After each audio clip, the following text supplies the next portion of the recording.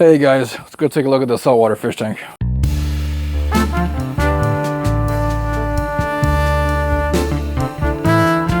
I guess I'll go ahead and break this down for you guys and show you what's all in here. It's a little cloudy, it's got some crap floating there. I just cleaned off the back walls of all the algae and barnacle stuff on it. So this is a mixed reef tank.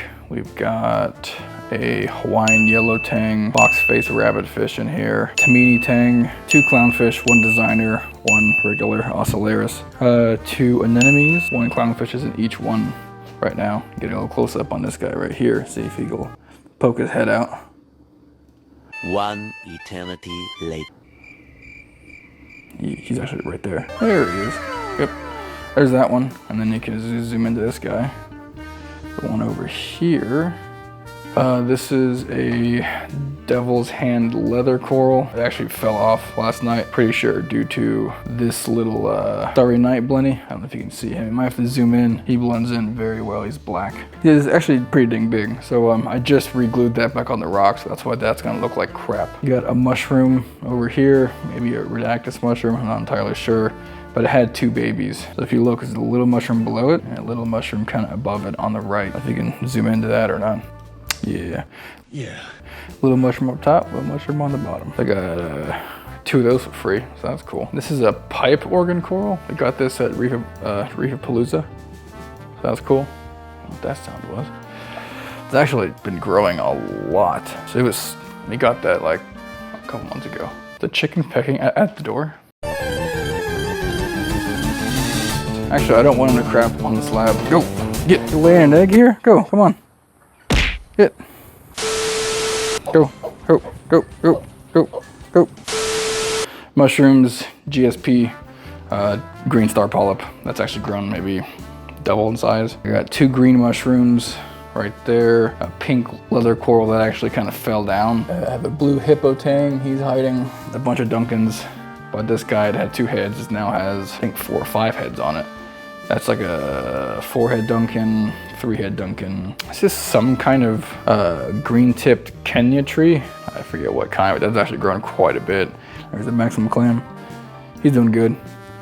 I put this little platform right up here for him, and he just decided to hop down there. So that's where he's gonna stay. Shit ton of pulsing xenia, like a ton. We bought like a little frag about like this big of just pulsing xenia, and it turned it into this giant thing. And then I pulled some pieces off and put it on this rock. And I pulled some pieces off of the main body and put it all along the upper back wall. And then over time, we're just gonna just keep on putting that stuff on the back wall so the whole back wall moves. Goni, Goni, Goni.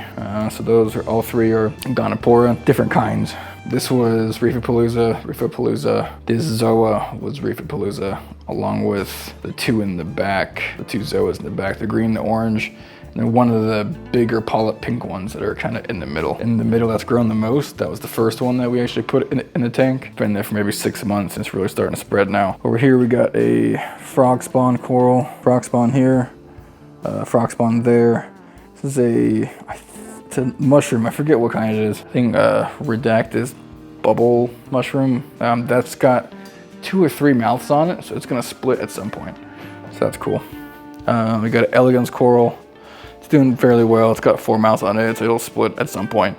We had 2 of those. The other one, different type, died, but it was shortly after we bought it from the store, so I think it was just sick. Because we bought both of them at the same time in the same tank. That one's done great. The other one just slowly died, so I think it just had a disease or something. Got a hammerhead coral right there. It was a 2-head. It's turning into a 4 or 5-head. They all just kind of started to get new mouths and starting to split. We got a bigger frog spawn in the back. It's actually only out about half size. So that's actually only half the size. It's usually bigger. Got a couple of candy canes in front of the frog spawn. Those are kind of on the way out. We've had them for a long time, but we're just not doing too well. My phosphates went up a little bit, so. But yeah, here's a Bengai cardinal. Get a close up on this fish. They're usually pretty tame. This fish's name is Dustpan. All he does is sift dirt the whole day. So rightfully so, we named him Dustpan. There's the blue hippo tang. If you look to your right, there he is. Swam away. That guy's out. So you can kind of zoom down. So just kind of keep it in the middle, and you'll actually see them all kind of start to come out. There's the blue hippo on the right. starting to come out. And like the farther back you are, the more safe they feel if they're not used to you. So there's the yellow tang coming out. We've got Starry Night Blenny, 6-line wrasse. There you go, yeah, that's what it looks like with the filter, without the blue light. Everything in there is doing good. The yellow tang I bought from Biota. A couple years ago, there was a ban on the export from Hawaii, and those fish prices went from 60 bucks all the way to like a couple $1,000s. It was insane. So I got down at a pretty good deal from Biota. It came in like see-through and pale. Like it was actually translucent and it was pale white. There was no yellow at all. And he had no tail. It was like a nub. So I'm like, well, this thing's gonna die. But he didn't. He actually recovered extremely quick and he looks great. He's probably doubled in size, maybe 50% bigger. But yeah, that's the tank. I probably missed some stuff, but overall it's doing good. It's been running for November, December, January, February, March, April, May, June, 8 months.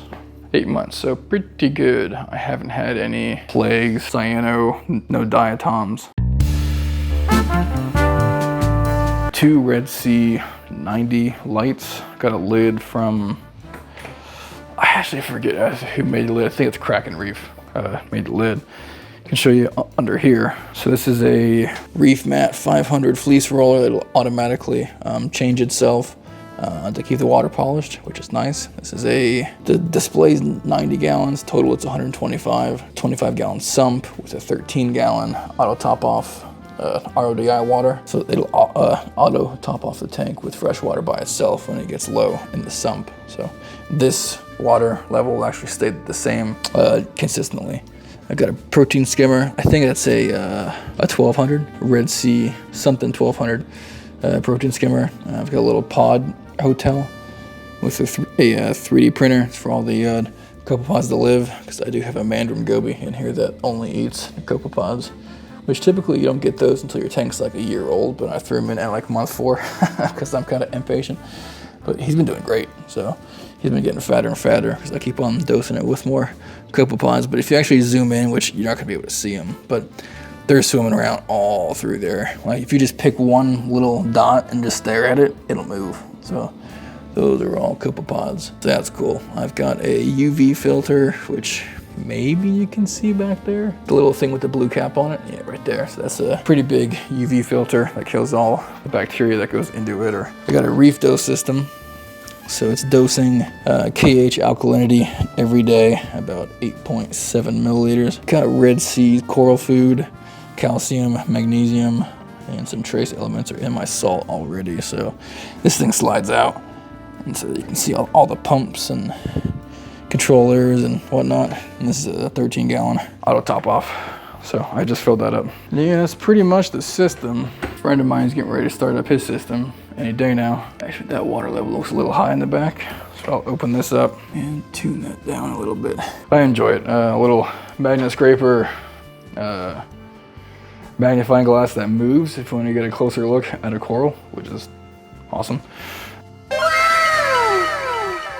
All right, so that's the tank. If you guys have any questions, feel free to ask. If you got any questions about how much coral costs or what like the maintenance routine is or anything like that, I always put salt water in a category of like maybe one day or that's like crazy hard. It's actually not very hard. So I wish I would have did this a lot sooner.